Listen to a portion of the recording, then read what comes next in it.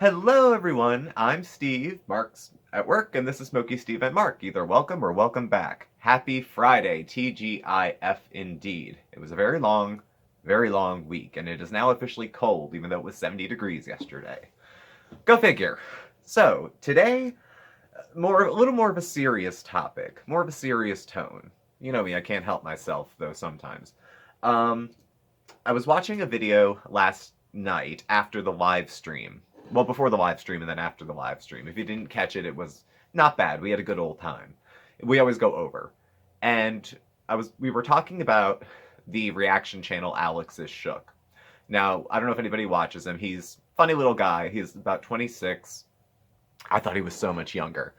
I think he's based out of Pennsylvania. He's somewhere around here. Not here, but, within the state boundaries. And he had posted on his community board, and this is something I didn't know about him, that he had a new sobriety date. Meaning that he was sober, I guess, for a year or so, and then was not previously. So I thought, well, I didn't know that about him. So I went back and had watched a couple videos before this community post, and they were so unbelievably hard to watch. He was in a really rough way. Everything was like slowed down, and his speech was slurring a little bit. And when I say I see Chantal, I see a little bit of me. When I was watching those videos, I saw almost every bit of me. I didn't feel well watching him. I felt like I was watching me if I was 26 right now. So we had talked about it a little bit, and I reflected on it a little more. And then I saw a video of his today where it looked like he was just kind of holding the phone like face down. It was just in audio, and he sounded so sad. And he says he's getting help, and he says he's okay, but there was just such a sadness in his voice. I couldn't tell you or couldn't say if I thought he was using or drinking or whatever his drug of choice was. But he talked about feeling lonely, about how at his age he feels like other people are doing things with their life and he's just on stall. And when I was on my lunch break, and when I tell you that I'm not opposed to crying at work, I was crying at work. I mean, this pulled at me hard. So I kind of wanted to talk about addiction just briefly, and alcoholism probably would, well, they're the same thing. Alcohol is a drug. Say what? Alcohol is a drug. It's legal, though. As smoke is wafting to the camera, please keep in context that I am not over all of my addictive vices, so I'm no hero at the moment. But he's talking about his 26th year, and I left a comment on his community, not the community board, the comments section of that video. My 26th year was when shit went off the rails as far as addiction for me. Now, I started picking up a really serious habit right at the end of college. I was always a problem drinker. I was always the most messed up guy at the party. I would try almost any drug on the table prior to my 20s. Like when I was in college, I would just do whatever. Club drugs, whatever was around. And it really got messy when I was about 22 or 23, and then things started escalating more and more. Now, the first thing I lost was the relationship I was in. Granted, it wasn't a great one, but it was something I wanted and liked. That went. Then the job went. Then the apartment went. The car had gone earlier. Then my independence went. I moved back in with my parents, and that was in 2007, where I would have been 25. So 25 going into 26, 27, that whole cut was rough for me. I turned 26 in 2008, in the summer. So in the spring of 2008, I went on a blind, blacked out, and bear in mind, as I'm telling you these stories, my behavior was inexcusably irresponsible. I was under the influence when I was doing it. That may explain it, but it doesn't excuse it. Please don't think that I take lightly what happened to me. And I frankly got off lightly as far as consequences, as far as I'm concerned. I could have killed somebody.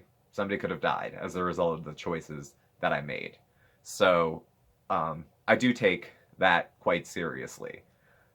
That being said, some of the circumstances and the consequences I had their own sort of quirks to them that in hindsight seem a little laughable. But the circumstances that got me to those situations were not, just so we're all on the same page with that.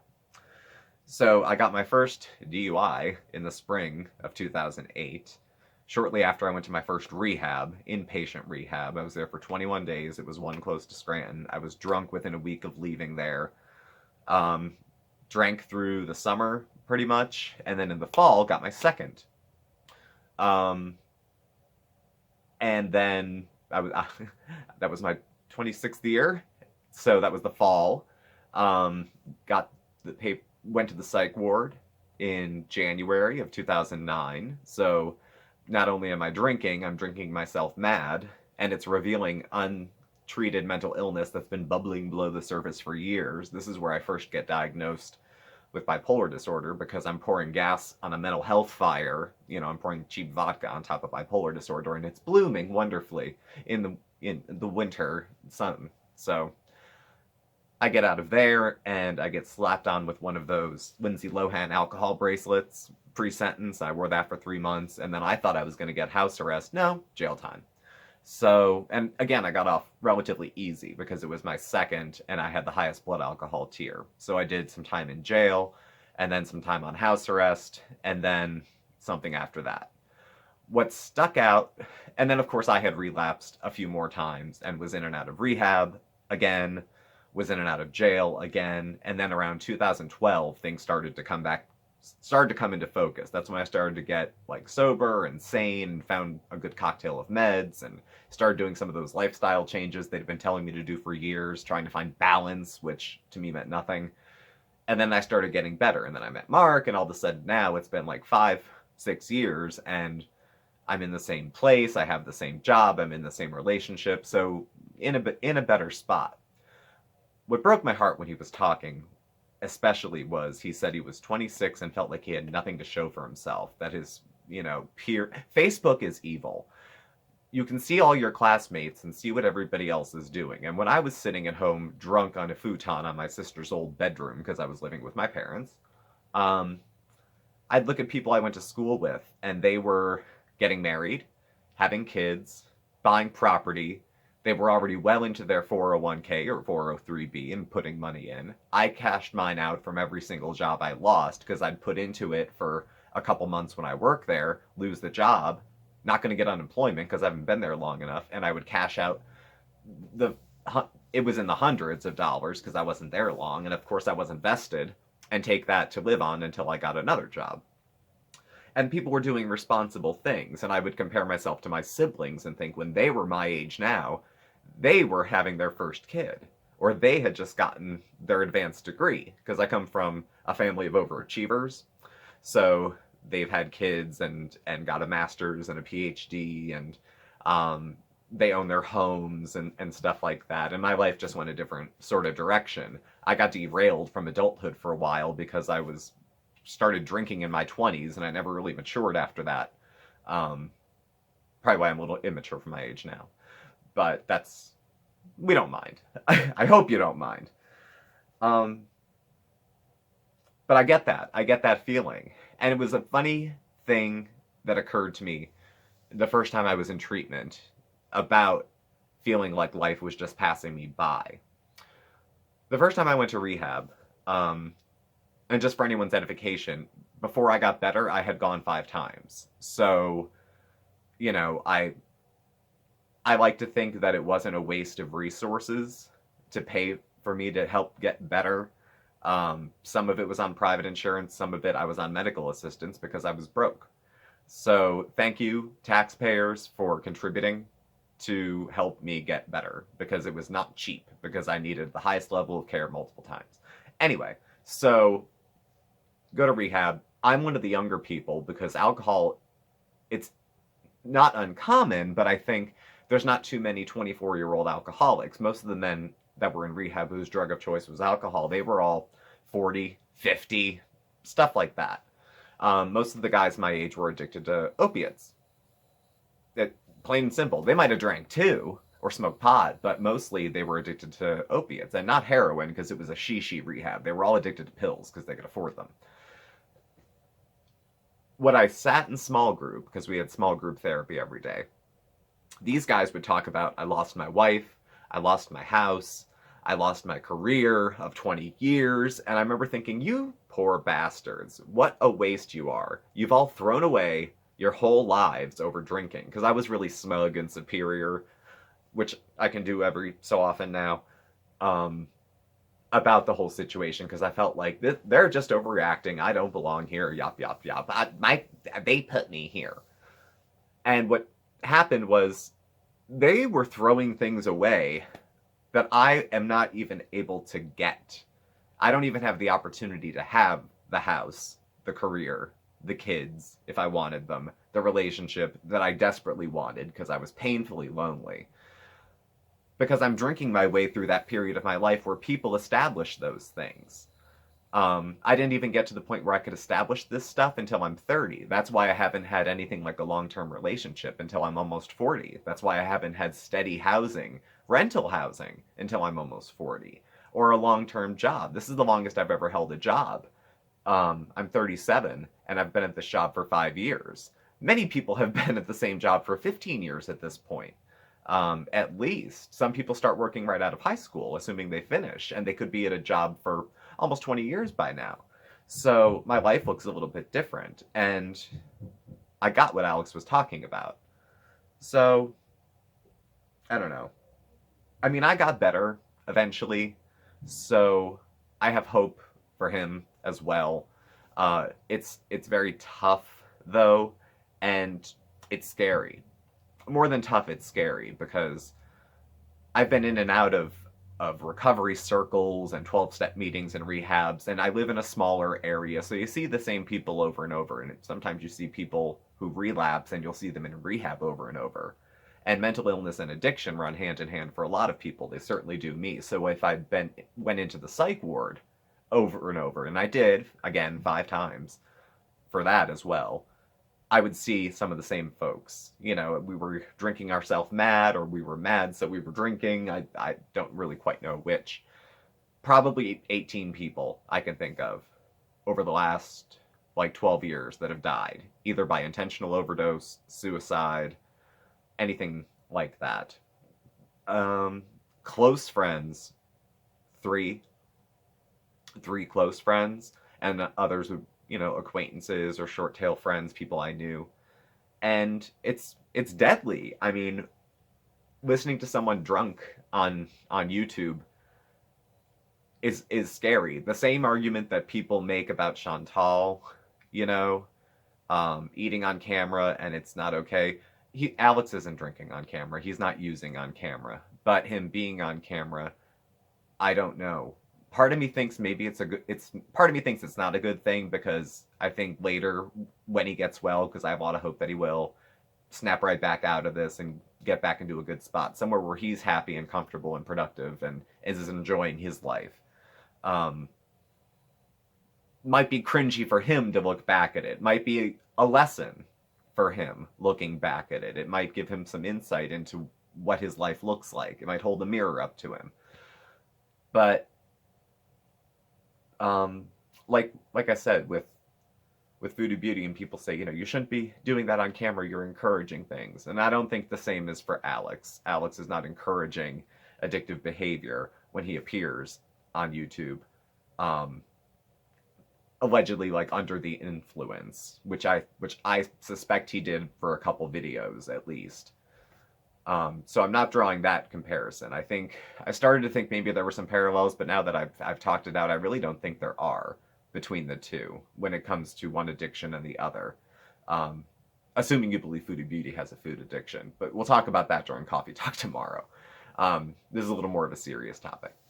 So, I don't know. I do hope, if any of you do the praying gig, or if you have any thoughts or well wishes or anything like that. Again, let me just put this out there. I follow his channel. We have not DM'd. He does not know who I am, I'm sure. But I see him, I really see me. And I had a lot of very close calls with dying.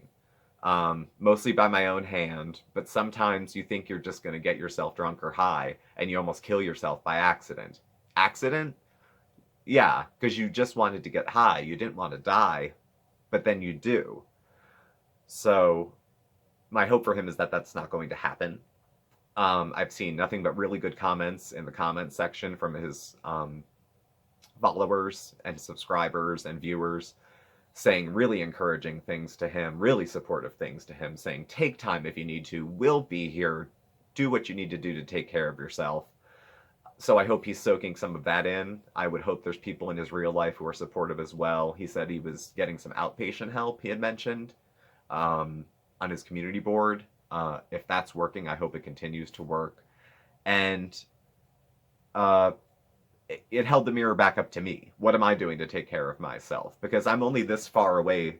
They say this in the 12-step meetings, and it's whatever.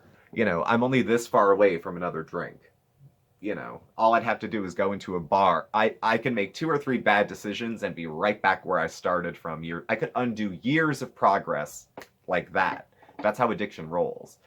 And regardless of whether you think addiction is a disease or like a moral failing or just lack of willpower or self-control, and I can appreciate that you might think it could be any one of those things, or you might think unfavorably of me for having done any of those things, or for having drunk and say like, oh, why don't you just stop? Why don't you just quit? I quit smoking cold turkey. A lot of people make those kind of comparisons. Whatever you think the reason is that addiction happens, people die from it. People die from it every day, all the time. So just to put a little compassion into it, to put a face on it. This is the face of addiction. He is the face of that. Him crying on YouTube is the feelings behind it.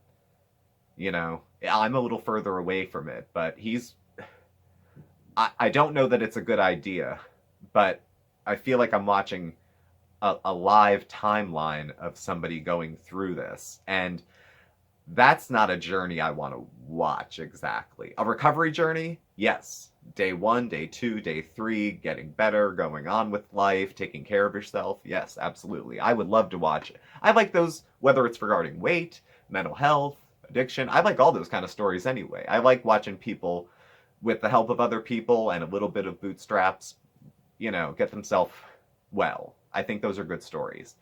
So I'm looking forward to that. But it wasn't cringy for me to see that. It shook. Not to play on words, but I was shook. I was shook myself. So again, if there's any folks out there that do pray, maybe send one his way. I'm a warm thoughts and well wishes kind of guy myself, so I'm sending mine in that direction. And just please keep that in mind. And if you know anybody in your life who lives with addiction, you understand that we are exhausting, especially when we're sick, that you probably don't want to be around us when we're ill. In hindsight, I understand all of that.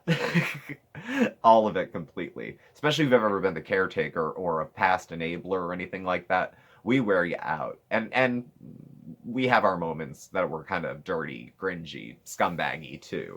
I mean, I was the kind of guy that would steal your purse and help you look for it. So you can't really, but people change, people change. People can change their behavior. They can change their behavior. Even if they don't change the way they think, they can change their behavior. So there's hope out there. I can't say, and then when they say it's a day at a time, it's a day at a time for everybody. That's not news. But trying to keep yourself well is a daily maintenance. I'll say that. You can't take care of yourself a week from now. You have to, just in this day, what am I going to do to look after myself so that I can stay well? And that's if you have a physical illness or a mental illness or a substance use disorder or anything like that. So this is as much a call to arms for all of us to look after our own issues and what are we doing to take care of ourselves to deal with them. I think that's a bigger thing that this points to. What is the lesson from what Alex is going through for the rest of us? If we're doing well and we have a setback, let's look at what we could do to help ourselves get better and get back on track. Um, the longer we stay off track, the harder it is sometimes to go back.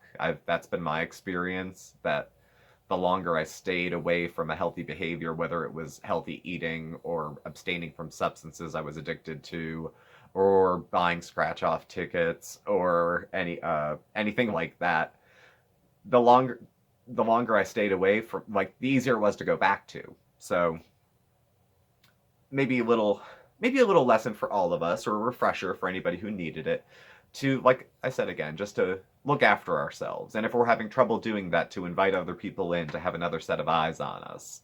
I'm no hero at all when it comes to recovery people, and I'm nobody special. And I don't say that to be derogatory to myself, but people get well every day, all the time. I am not a unicorn. People get well all the time, just like people lose weight all the time. People quit smoking all the time. People put down their substances and start to build a life without them. And, I hope that for him. And I hope, for all of us, that we can put aside the things that are getting in the way of us having the kind of life we want. I think I'll leave that there. So thank you all for watching. Please do subscribe. Hit the bell so you get the alerts, and hit the like button. You can follow Mark and I on Facebook at SmokeySteveAndMarc, or on Instagram at SmokeySteveAndMarc. Our email address and contact information is listed below. Thank you for watching. Tune in tomorrow afternoon for Coffee Talk. We have a bit to discuss, and I will catch up with you all tomorrow. Bye.